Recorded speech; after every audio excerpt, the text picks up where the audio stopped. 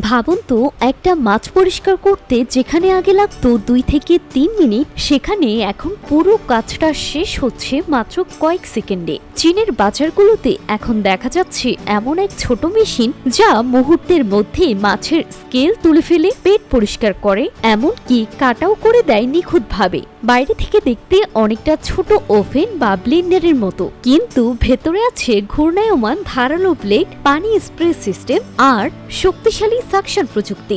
মাছটা মেশিনে ঢোকানোর পর এটার নিচেই ঘুরে ঘুরে স্কেল তুলে ফেলে, পেট কেটে ভেতরের বর্জ্য বের করে আর সাথে সাথেই ধুয়ে পরিষ্কার করে দেয়।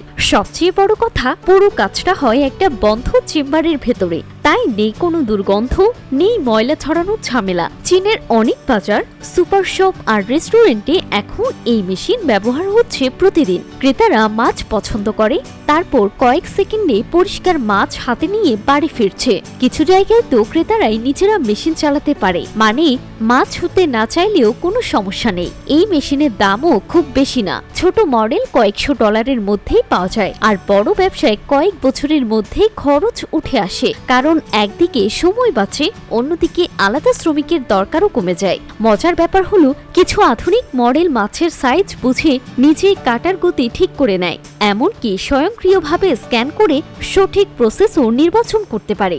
ভবিষ্যতে এই প্রযুক্তি আরও এগুলে একই মেশিনে চিংড়ি, কাঁকড়া পরিষ্কার করা বা ফিলেট তৈরি করাও সম্ভব হতে পারে।